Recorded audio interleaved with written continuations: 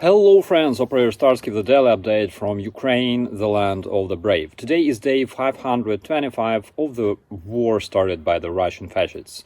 And tonight they launched numerous Shahed strike drones built by the Iranian terrorists to kill the Ukrainian people.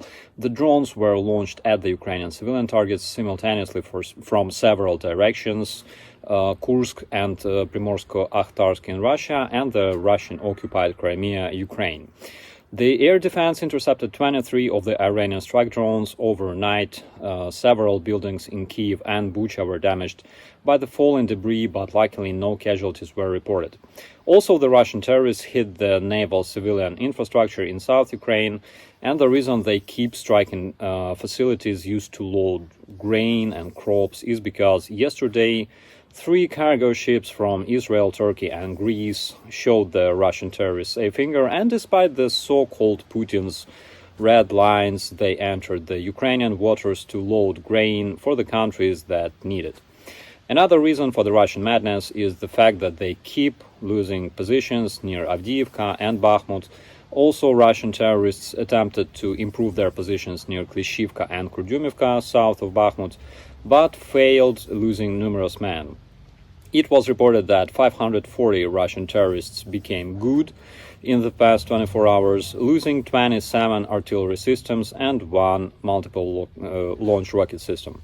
The Russian troops at Jirilgach Island got high-marched because the Russian terrorist leaders, also known as the officers of the Russian army, ignored the safety rules and concentrated their personnel in the same spot. Apparently, the Russian invaders lacked experienced officers because they were deliberately eliminated during the first months of the Russian war against Ukraine.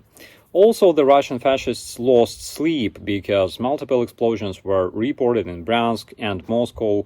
It seems that the god of drones got mad at the Russians for striking the Ukrainian civilians and sent some of his punishers to remind the Russian fascists that those who bring war to the foreign country will bring it back home on the soles of their feet.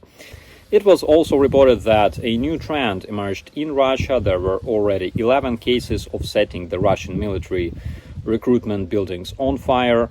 Will it help to stop the Russian invasion? That's unlikely, but to me it really looks like another sign that the chaos starts spreading in the terrorist federation, bringing it to a horrible and inevitable collapse. My name is Operator Starsky, reporting from Donbass, Ukraine. As always, be safe.